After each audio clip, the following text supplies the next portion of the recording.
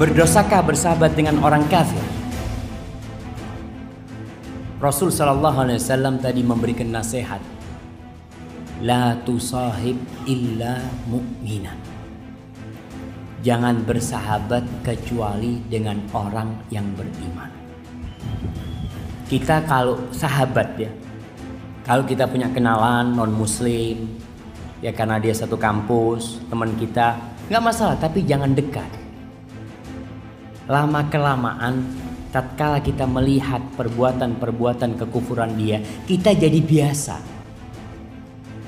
Tidak ada yang awalnya kita benci, kita malah bisa jadi cinta sama dia. Itu yang ditakutkan. Kata Buya Syakur, yuk berpikir rasional, jangan takut murtad. Buya Syakur pun kemudian menyerukan kepada jamaah agar tidak takut murtad daripada mempercayai sesuatu yang tidak diyakini kebenarannya. Saya ini beragama kayak pegang bara. Dilepas nggak boleh, dipegang saya sakit. Ya kan artinya. Oleh karena itu yuk sekarang kita berpikir. Jangan takut murtad dong. Daripada kamu mempercayai sesuatu yang tidak benar. Betul nggak? Ya iya, berpikir kritis.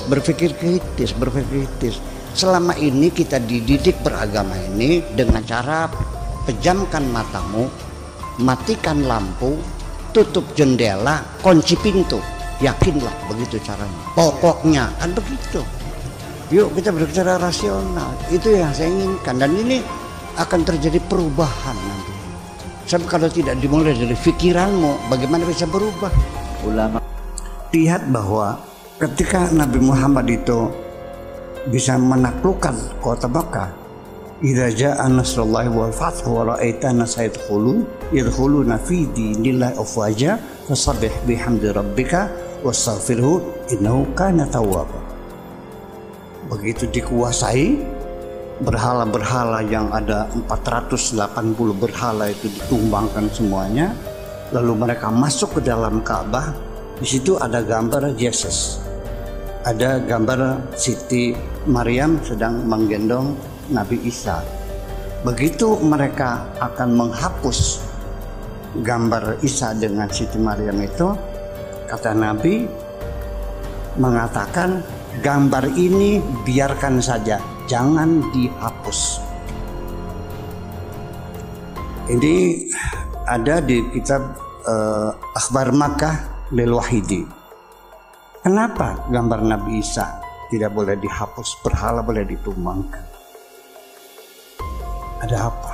Ini menjadi harus kita jelaskan. Barang siapa yang akhir ucapannya sebelum meninggal mengucapkan la ilaha illallah, masuk surga, menjadi tidak masuk akal. Masa masuk surga dengan ucapan? Memangnya film Barbie? Memangnya film Aladdin? Dari ceramah-ceramah beliau, ceramah itu terjadi di Mabes Polri. Orang yang bernama Buya Syakur ini, dari ceramah-ceramahnya memang sangat berbahaya dan berpotensi menyesatkan umat. Jangan pernah merasa benar. Karena kalau orang sudah merasa benar, itu sudah tidak benar. Nabi Muhammad itu orang yang dijamin benar oleh Tuhan, tetapi dia tidak pernah merasa benar. Singgung ucapan Gus Nur, pendakwah Buya Syakur mengatakan jangan takut murtad. Dulu saya dengan Gus Dur bicara seperti ini. Kata Gus Dur, ya memang begitu Pak Syakur. Saya ini beragama kayak pegang bara. Dilepas nggak boleh, dipegang saya sakit. Ya kan artinya. Oleh karena itu yuk sekarang kita berpikir. Jangan takut murtad dong. Daripada kamu mempercayai sesuatu yang tidak benar. Bagi hampir seluruh komunitas agama dan juga keyakinan, Gus Dur adalah bapak mereka. Gus Dur pada masa hidupnya adalah tempat mengadu segala jenis manusia dengan latar belakang yang berbeda-beda. Latar belakang agama, politik, dan kaya miskin. Catatan saya kali ini ingin menyoroti sosok Gus Dur, perannya yang penting dijadikan sebagai cermin untuk mengurai masalah kehidupan sosial, politik, dan keagamaan masa kini. Dikatakan bahwa masuk surga bukan dengan ucapan. Tuhan mengatakan begini, am hasibtum am tadkhulul jannata, apakah engkau menduga engkau bisa masuk surga? Walamma ya'tikum mathalul ladzina khalau min qablikum, kamu tidak bercermin kepada mereka yang telah mendahului kamu. Masatumus sarra'u wad dharra'u, mereka menderita, mereka sengsara, berjuang membela kebenaran. Masa dengan ucapan masuk surga? Ini kan sudah jelas sekali. Nah, persatuan terjadi.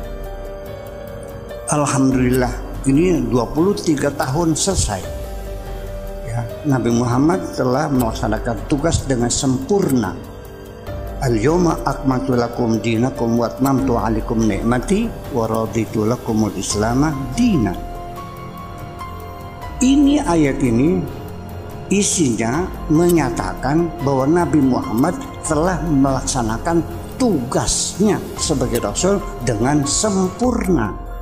Tetapi pemahamannya bergeser lagi, yaitu beranggapan bahwa Islam adalah agama yang sudah sempurna. Mana mungkin di dunia ada kesempurnaan. Jadi kalau gitu perbudakan masih boleh. Milkul yamin, beli perempuan nikahnya masih boleh. Jual beli manusia boleh. Ya Al-Quran tidak dilarang. Ya, jadi artinya bahwa Islam belum pernah sempurna.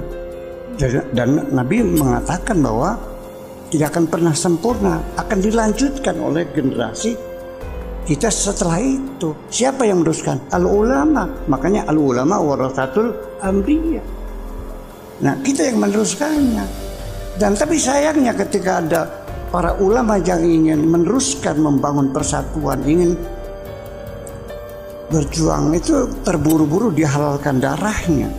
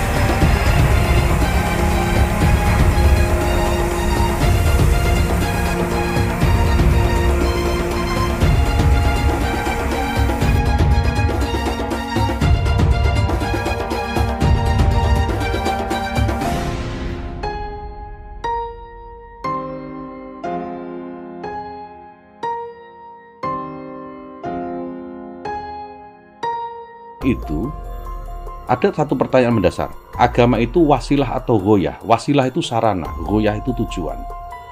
Apakah agama itu tujuan atau agama itu sarana? Nah, orang seringkali yang ngotot bahwa dia yang paling benar sementara yang lain keliru yang tidak seperti dia, itu biasanya menganggap agama sebagai tujuan, bukan sebagai cara, wasilah, bukan sebagai sarana.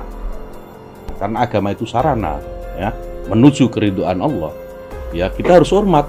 Kalau orang memilih sarana yang lain, seperti kita memilih kendaraan, misalnya kita mau pergi ke Bandung, ya terserah kita mau pakai mobil, mau motor, mau jalan kaki, menghargai. Sejarah asal-usul Kementerian Agama, ada yang bilang salah satu staf, nggak bisa. Kementerian Agama ini kan hadiah negara untuk umat Islam, karena waktu itu perdebatannya bergeser bahwa kementerian ini harus menjadi kementerian semua agama, melindungi semua umat beragama. Ada yang tidak setuju, kementerian ini harus kementerian agama Islam, karena kementerian agama itu adalah hadiah negara untuk umat Islam. Saya bantah, bukan. Kementerian agama itu hadiah negara untuk NU, bukan untuk umat Islam secara umum, tapi spesifik untuk NU. Nah, jadi wajar kalau sekarang NU itu memanfaatkan banyak peluang yang ada di Kementerian Agama, dia suka mengkafirkan orang yang berbeda. Kenapa kita kok ada gerakan di sini kafar kafir yang selalu ingin mengkafirkan orang? Dan saudara, itulah yang disebut radikal. Orang Islam yang melakukan gerakan radikal itu pasti. Dan sudah banyak. Misalnya kalau ada orang bawa patung Garuda, itu kafir. Itu dulu yang ditumpas oleh Nabi itu berhala. Patung burung Garuda. Orang tidak pakai cadar dibilang kafir. Orang kalau tidak begini dibilang kafir. Kalau tidak ikut sistem ini dibilang kafir. Kita semua harus melawan, bukan hanya pemerintah. Rakyat juga minta kita melawan, kita menindak. Indonesia ini bukan negara Islam. Tangkap, habisi, penjarakan. Ulama dikeroyok, ulama dihabisi, difitnah. Antar dia ke makamnya pakai ambulan C, lambang kafir. Balik dari sini beli pilok, hapus. Ceramahnya yang meresahkan, yang mengatakan di dalam patung Yesus ada jin kafir. Emangnya dia udah ngintip ke dalam patung? Maka Polri sudah memerintahkan kalau tidak mampu memotong ekornya yang busuk, malahnya saya potong. Kalau saya tambahkan, saya blender sekalian kemarin yang busuk. Saya blender sekalian kemarin yang busuk. Nabi Muhammad banyak di dalam hadis orang-orang yang murtad itu dibunuh. Badaladinahu faktuluh, barang siapa yang menukar agamanya bunuh saja orang itu. Lah sekarang ini untung saya hidup di Indonesia, orang mau masuk Islam terserah, orang mau kafir ya kafir terserah. Mau pindah agama kapan saja, mau menjadikan seperti Arab Saudi. Arab Saudi sekarang sudah berbeda jauh. Wanita boleh ndak pakai jilbab. Indonesia makin nggak karuan, makin nggak jelas. Makanya saya tentang undang-undang syariat untuk Indonesia. Putrinya Bung Karno, namanya Bu Sukmawati. Bu Sukma, kamu anak halal apa anak haram? Ayo. Kalau kamu anak haram berarti gak sahadat dulu, berarti kumpul kebo berarti. Apa sih agamanya Bu Sukma itu? Apa? Nggak boleh begitu itu. Bu Sukma sudah tua, sudah uzur ya, sebentar lagi meninggal. Sukmawati ngomong begini, hari kondeku lebih anggun daripada cadarmu, lantunan kidung sunyiku lebih merdu daripada adanmu. Lebih mulia mana Al-Quran sama Pancasila? Lebih mulia mana Al-Quran sama majalah Playboy? Masih mending saya dituduh ustadz palsu, ustadz pemecah belah bangsa. Ini fitnah karena saya bukan palsu. Pesantren saya nyata itu 3 lantai itu. Bahkan banyak anaknya polisi yang nyantri di pesantren saya, Pak. Aku tak tahu syariat Islam. Yang ku tahu, suara kidung ibu Indonesia sangatlah elok, lebih merdu dari alunan azanmu. Ruang demokrasi yang dilakukan oleh rezim Jokowi Ma'ruf Amin, kita melihat begitu banyak aksi-aksi dari mahasiswa, aksi-aksi dari pelajar, aksi-aksi dari pemuda yang mendapatkan pembungkaman dari rezim Jokowi Ma'ruf Amin.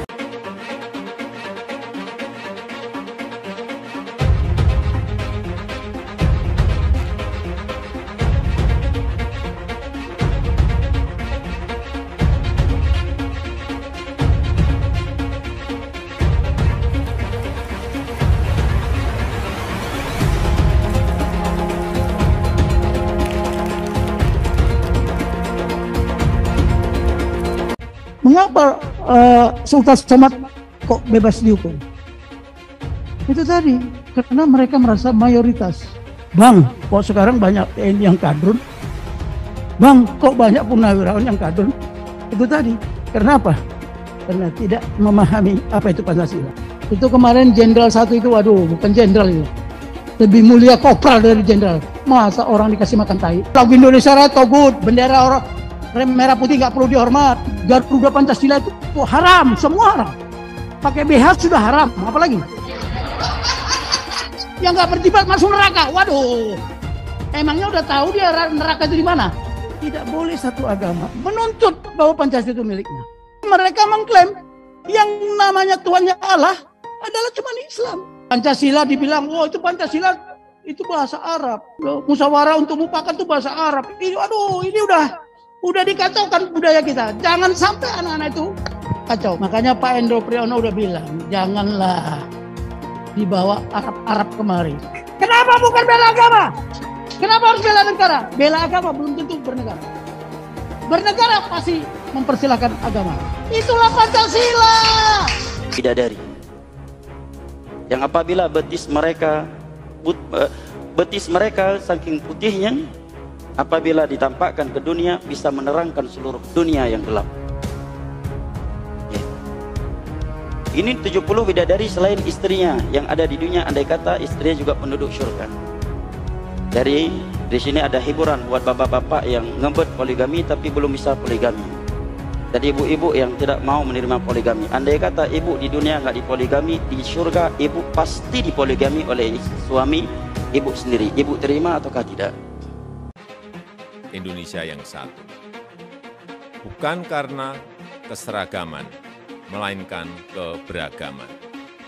Bukan karena budaya yang sama, melainkan tekad yang sama. Suku, bahasa, warna kulit, bahkan agama yang berbeda bukan halangan untuk membangun satu Indonesia. Namun demikian, harus ada pemuda Indonesia yang lain yang memberitahu kepada yang belum tahu, yang meningkatkan pengetahuan dan keterampilan kepada yang kurang, yang meningkatkan kesejahteraan kepada yang miskin, yang membuat semua anak Indonesia mempunyai kontribusi yang lebih besar pada kemanusiaan dan kemajuan bangsa. Apaan? Ada yang ngomong katanya di dalam salib itu ada jin kafir, Bib. Apa benar di Al-Quran ada seperti itu? Tidak ada. Terus dia ngolok-ngolok lagi simbol Tuhan agama lain sampai dibikin kepalanya ke kanan apa ke kiri. Apa boleh di Al-Quran seperti itu? Tidak boleh. Dia ngomong lagi, Bib, katanya jin kafir itu manggil lo, haleluya. Apa boleh di Al-Quran seperti itu, Bib? Tidak boleh, ya Allah, tidak boleh.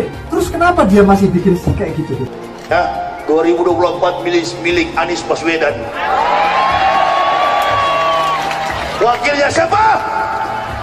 Ustadz Abdul Somad. Orang yang dipakai oleh Allah di zaman para nabi, model-modelnya seperti saya dan Ustadz Somad.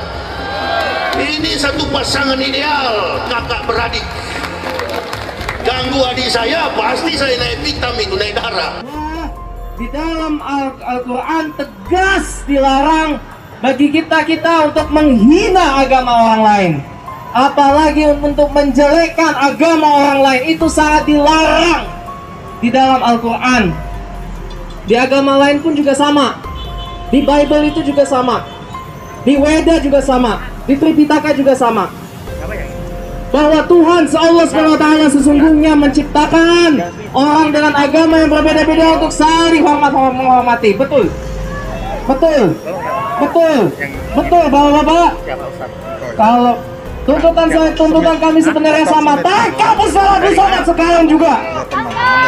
Bersunat, tak mandi wajib, berzina kerjanya. Jangan suka kepada orang kafir. Man tashabbaha biqaumin fahuwa minhum. Siapa yang suka kepada orang kafir, maka dia bagian dari kafir itu. Materi-materi yang membina kerukunan antara umat beragama. Tolong sampaikan materi-materi yang menilai semua agama itu baik. Kalau nanti materi itu salah menurut kitab suci gimana? Tidak salah menurut kitab suci. Hanya Anda saja yang pola pikirnya tidak sampai bahwa semua agama itu baik. Jadi Islam itu ada namanya rahmatan lil alamin. Mama arsalnaka ila rahmatan lil alamin. Nah, maksudnya apa? Tugas kamu itu membuat semua dunia ini tersenyum bahagia. Bukan membuat hanya umat Islam saja yang tersenyum bahagia, tapi semua penganut agama apapun bahagia. Sama dengan prinsip orang Buddha, sapi sata babantu sukata. Semoga semua makhluk berbahagia. Jadi sebetulnya semua agama itu misinya sama, yaitu menyebar kerukunan antar umat beragama. Antar dia ke makamnya pakai ambulan C, lambang kafir. Balik dari sini beli pilok, hapus. Dia menganggap bahwa simbol salib di mobil ambulans yang juga adalah simbol palang merah itu sebenarnya adalah salib Kristen yang dapat mengkafirkan orang Islam, bahkan mayat Islam yang dibawa di dalam ambulans itu. Nah, jadi 3 masalah ini dari 3 penjelasan atau alasan yang diberikan oleh Abdul Somad itu dalam video saya sebelumnya sudah saya jelaskan, itu paling menyelamatkan dia hanya dari masalah hukum. Tapi tidak menyelamatkan dia dari masalah yang lain, yaitu masalah moral berisi penghinaan dan juga masalah ambulans yang menurut saya adalah kebodohan. Maksud saya adalah bahwa video itu merupakan jawaban atas pertanyaan orang, tidak serta-merta membuktikan bahwa itu bukan penghinaan. Bahwa video itu disampaikan di ruang tertutup tidak serta-merta berarti bukan penghinaan. Bahwa video itu disampaikan 3 tahun lalu tidak serta-merta itu bukan penghinaan. Dengan kata lain, video itu memang adalah jawaban atas pertanyaan orang, tapi dalam jawaban itu dia sedang menghina simbol Kristen. Mau Muhammad KCK, mau Ustadz Abdul Somad kah, saat Anda memakai jubah agama, Anda menghina agama lain, tangkap. Hukum tidak boleh kalah dengan siapapun. Malaikat turun dari surga pun kalau ngomong salah, tangkap. Nggak perlu takut bapak-bapak.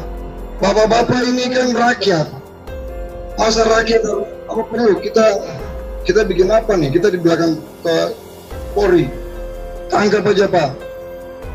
Rizik Syihab, ujaran kebencian, bunuh pendeta, tapi yang ditangkap pakai undang-undang prokes.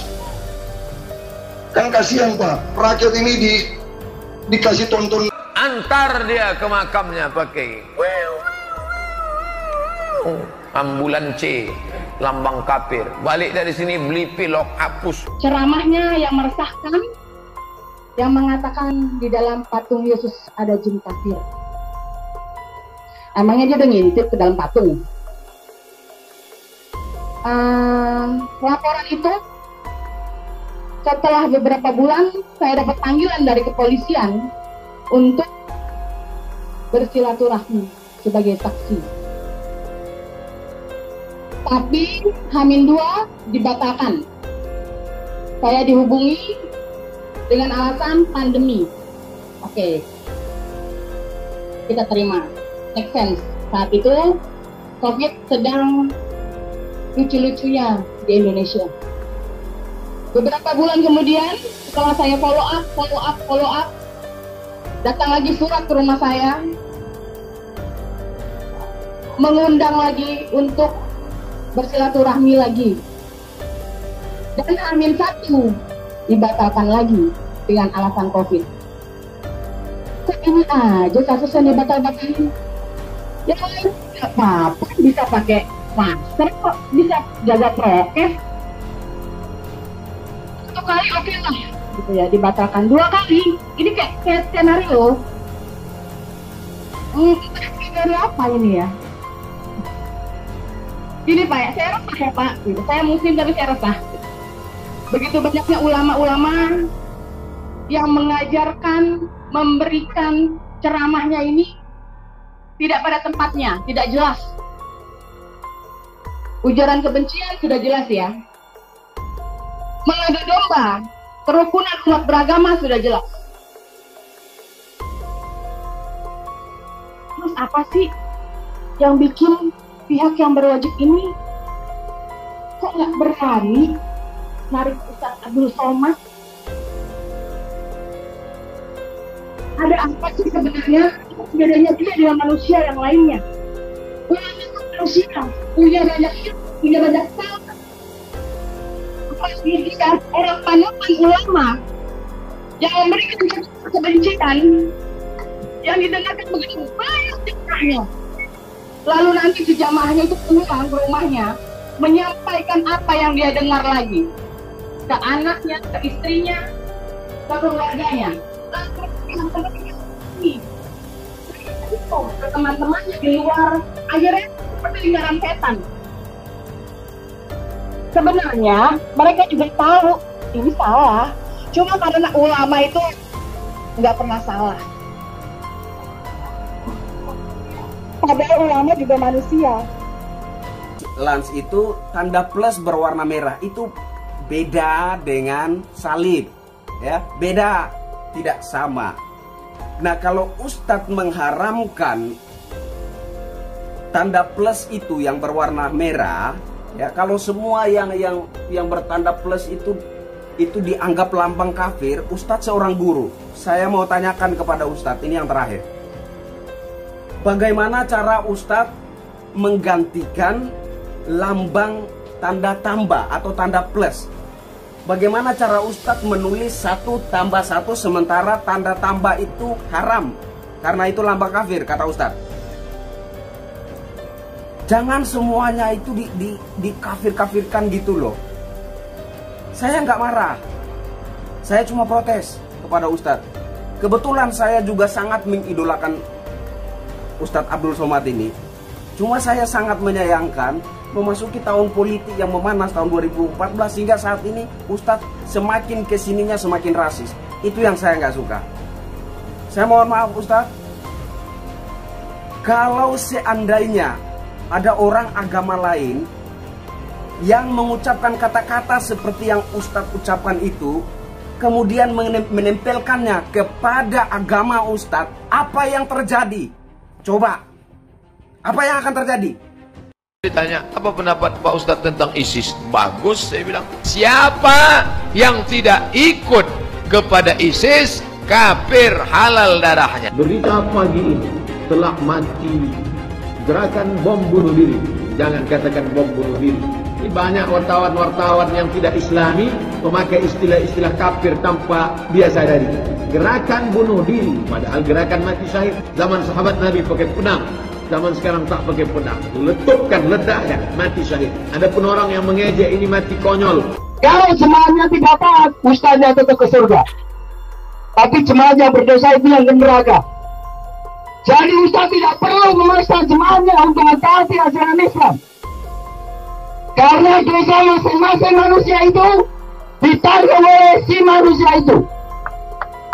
Laha maktasabat wa laha maktasabat. Jadi masing-masing manusia menanggung dosanya sendiri-sendiri. Ustaz tidak menanggung dosa jemaahnya. Pengkhotbah tidak menanggung dosa jemaahnya. Guru di pondok pesantren tidak menanggung dosa muridnya. Begitu juga pendeta tidak menanggung dosa jemaahnya. Jadi, kalau ada tokoh agama yang memaksa penduduk untuk mentaati sebuah ajaran agama, itu salah. Itu jelas bertentangan dengan prinsip la ikraha fiddin. Tidak ada pemaksaan di dalam perkara-perkara agama. Jadi di Al-Quran sendiri dikatakan tidak ada pemaksaan di dalam perkara-perkara agama. Agama itu hanya sebatas nasihat.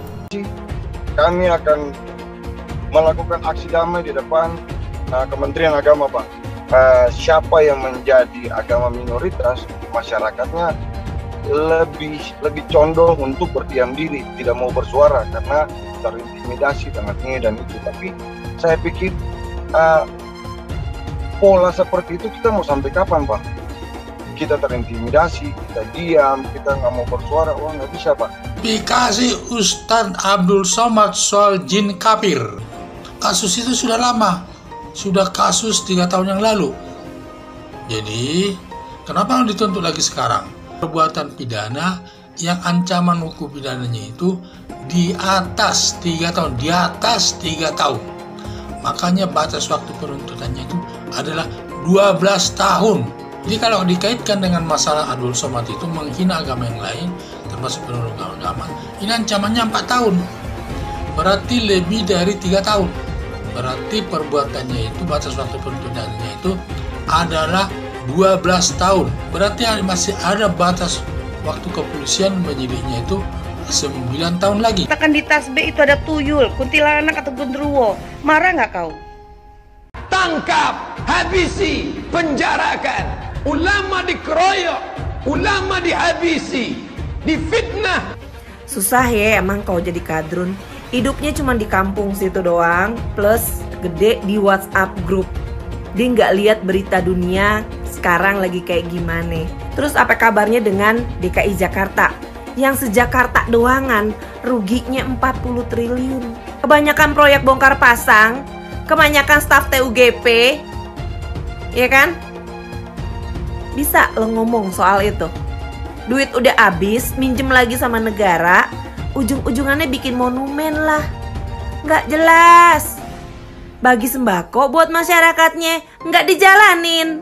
Minjem duit lagi kirain buat itu, enggak juga. Buat proyek bongkar pasang lagi. Entah juga tuh proyek monumen dicabut, dibongkar lagi. Kau ke neraka, tidak ada urusan. Kebunuhan Roh Kudus, Roh Kudus. Lapor lagi Roh Kudus, boy. Lapor Yahya Waloni bilang Roh Kudus, lapor. Dongeng tambah tahyul sama dengan omong kosong. Makanya di situ judulnya Matius, Markus, Lukas, Stefanus, Tetanus, Spiritus, Captikus. Ahok itu kerasukan setan? Enggak, setannya juga. Karena sesama setan tidak orang saling menggoda. Setan. Karena di salib itu ada jin kafir.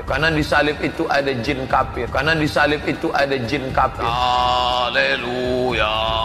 Kepalanya ke kiri apa ke kanan? Matius, Markus, Lukas, Stefanus, Tetanus, Spiritus, Captikus.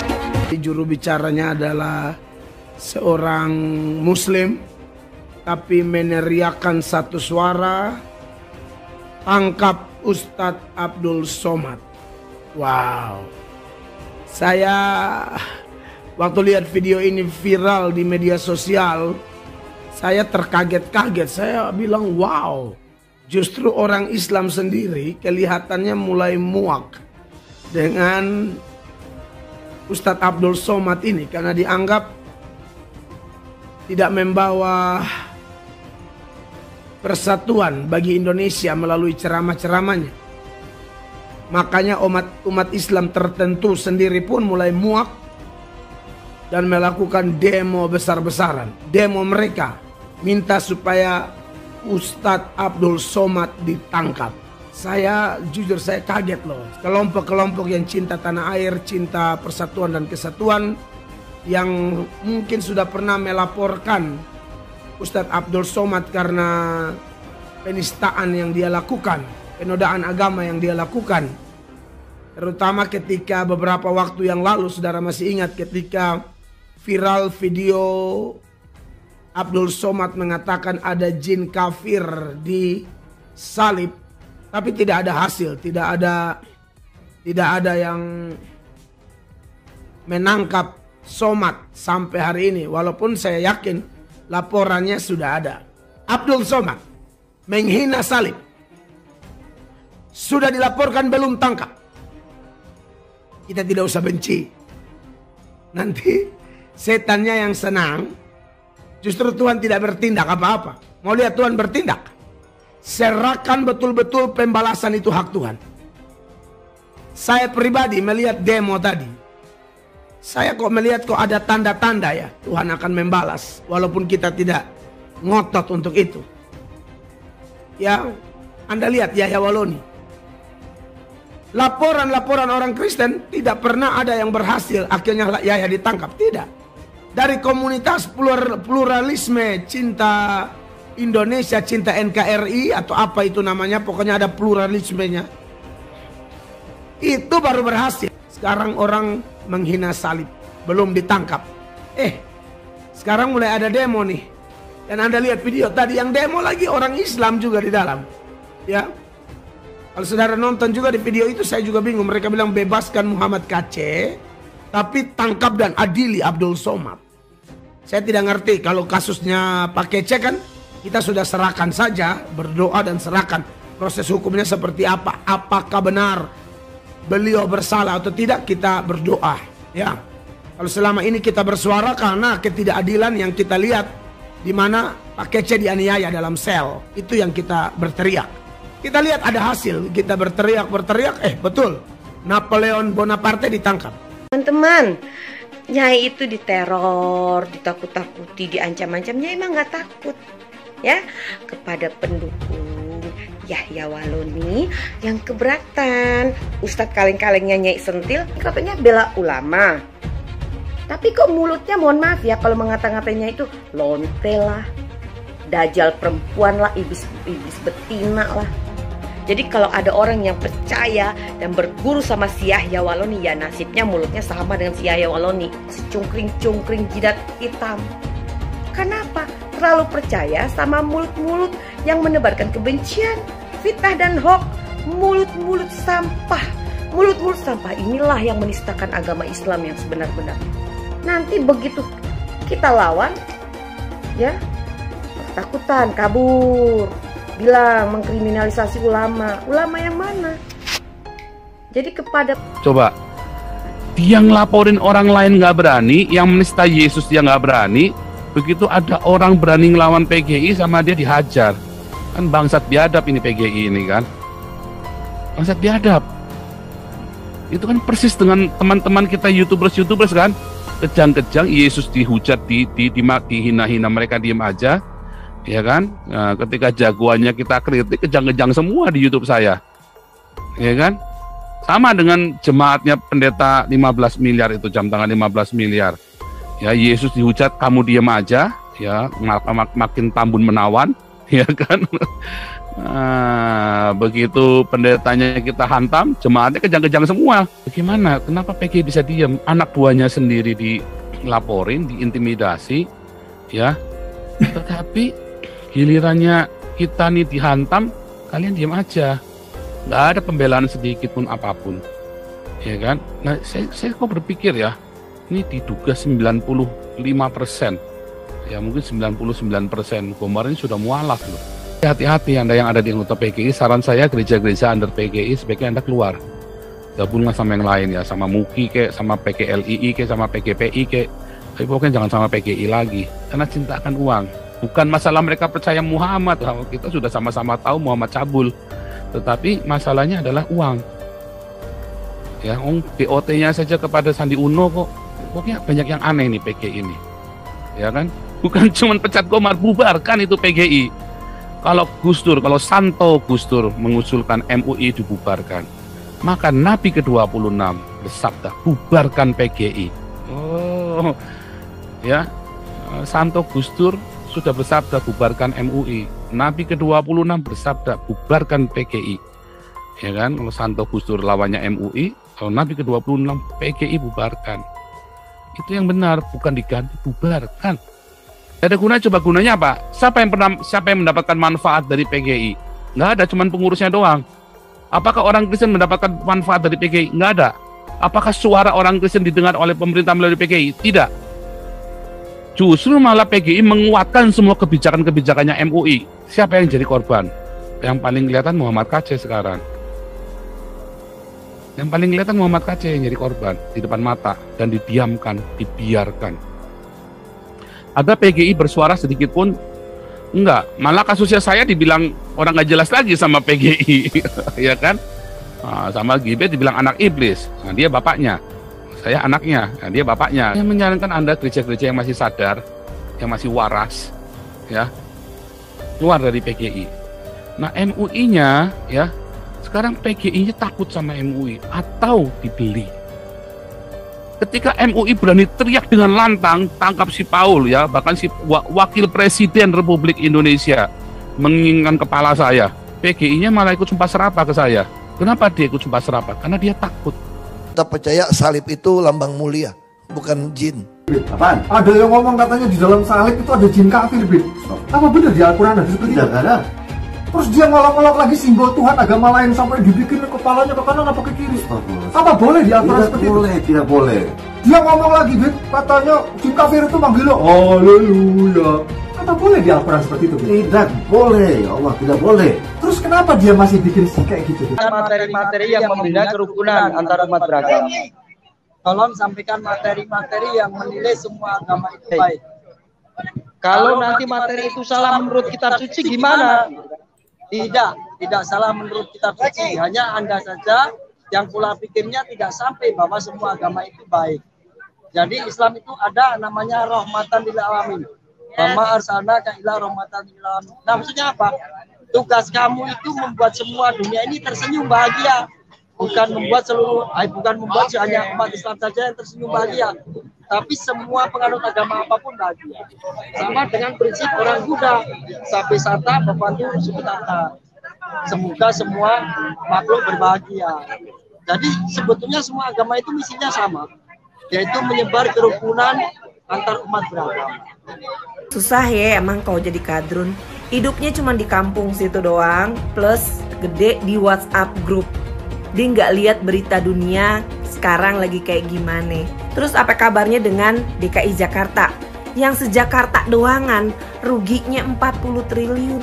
Kebanyakan proyek bongkar pasang, kebanyakan staf TUGP, ya kan? Bisa lo ngomong soal itu. Duit udah habis, minjem lagi sama negara, ujung-ujungannya bikin monumen lah. Nggak jelas. Bagi sembako buat masyarakatnya, nggak dijalanin. Minjem duit lagi kirain buat itu, enggak juga. Buat proyek bongkar pasang lagi. Entah juga tuh proyek monumen dicabut, dibongkar lagi. Pada sisi lain, penilaian soal tingkat intoleran dari lembaga-lembaga pemerintah juga bebas dilakukan. Sekuat apapun yang dinyatakan oleh Wali Kota Depok untuk menolak kondisi toleransi di kotanya, akan tidak efektif apabila lembaga-lembaga tersebut tidak memberikan nilai dan predikat yang berbeda. Apalagi setelah 3 tahun berturut-turut ini. Ini artinya Kota Depok dilihat tidak mengalami perubahan dalam hal tingkat intoleransinya. Ya. Paling tidak ini menurut data Setara Institut. Mengapa di daerah-daerah selain Depok juga sering terjadi permasalahan serupa? Saya berpandangan jika peran pemerintah memang kurang clear soal rumah ibadah. Apalagi ini ya, tolong Kementerian Agama, terutama kantor-kantor wilayahnya, nampaknya tidak mampu menjelaskan kepada masyarakat umum soal aturan dan kesepakatan tentang pembangunan rumah ibadah. Yang maksudnya kementerian di agama ini yang di pedesaan, yang di kampung-kampung, please Pak, ataupun di perkotaan, please Pak Menteri dipantau Pak, kantor-kantor kementerian yang di pelosok-pelosok, tolong diberikan penjelasan, edukasi tentang bagaimana perizinan, SKB 2 Menteri dan sebagainya kepada rekan-rekan kementerian yang ada di pelosok-pelosok Kementerian Agama, sehingga di kalangan masyarakat itu tidak timbul persepsi yang salah soal rumah ibadah, gereja, persekutuan, gitu ya. Belajar dari kasus Depok ini, Pak. Masyarakat menganggap bahwa setiap ruang yang dijadikan sebagai tempat ibadah, rumah, kantor, atau lainnya, ruko, mall, itu dipahami sebagai rumah ibadah, Pak. Padahal kapel dalam definisi kalangan Kristen itu bukan gereja, atau bisa dikategorikan sebagai bukan rumah ibadah resmi. Masyarakat awam sudah tahu, Pak. Harus tahu mereka. Tentunya banyak tidak memahami masalah seperti ini. Karena urusan sehari-hari mereka saja sudah rumit gitu ya. Pengetahuan akan agama orang lain adalah hal yang mewah bagi mereka karena mungkin mereka anggap hal ini bukan bagian dari kebutuhan pokok mereka. Siapa yang bertanggung jawab akan masalah ini? Kalau terjadi kayak gini, apalagi sempat terjadi korban, tidak ada pihak lain selain pihak pemerintah dalam mengambil langkah. Kementerian Agama dalam ini bertanggung jawab penuh untuk menjelaskan hal-hal seperti ini, untuk memberikan edukasi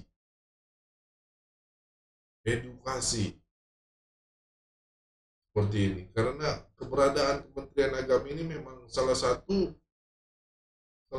itu ditujukan untuk untuk menangani masalah keharmonisan dan toleransi beragama.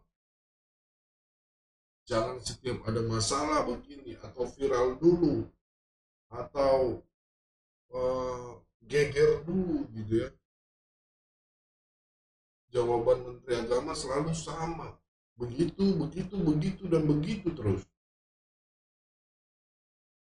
Sebagai catatan, lembaga-lembaga pemerintahan, mau itu Kota Depok dan Kementerian Agama, nampaknya kurang maksimal melaksanakan perannya untuk menjadi pendidik dan memberi penjelasan kepada warga masyarakat. Ya, masalahnya yang rumit tentang keharmonisan mulu dan toleransi umat beragama.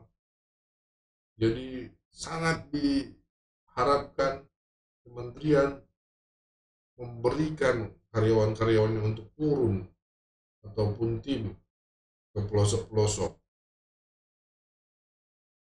memberikan edukasi kepada warga-warga yang tidak memahami toleransi dan sebagainya, hanya taunya perizinan-perizinan. Kementerian Agama dan Wali Kota Depok, ayo tanggung jawab utama masalah toleransi dan harmonisasi umat beragama, harus memiliki jawaban yang tidak biasa saja untuk setiap masalah intoleran yang muncul. Ini Pak, semakin banyak.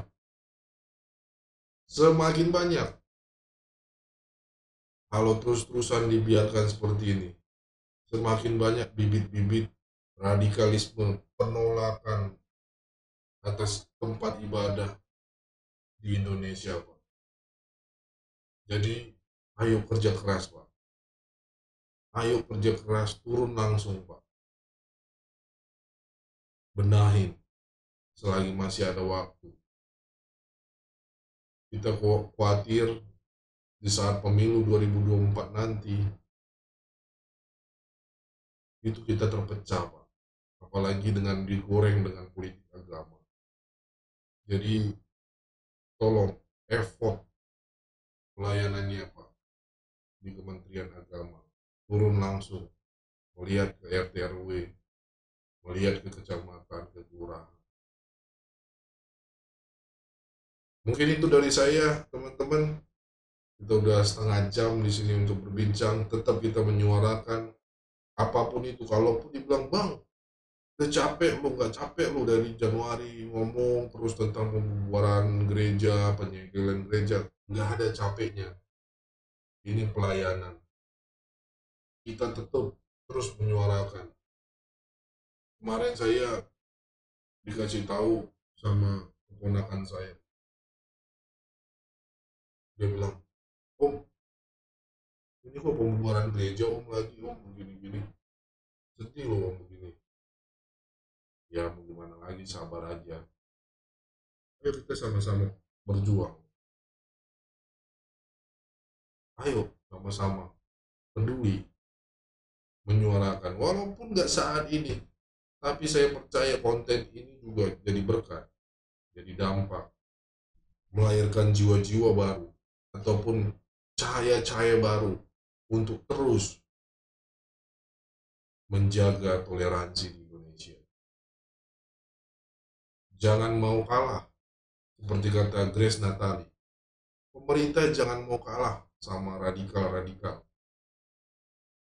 Jangan mau kalah dengan yang menusuk-nusuk konstitusi. Jangan mau kalah dengan yang sering memperpecah belah Indonesia. Ayo, saudara-saudara, teman-teman, mari bersatu, bergabung, terus menunjukkan toleransi. Karena nggak gampang. Kenapa saya bilang nggak gampang? Bayangin aja, Panji Gumilang,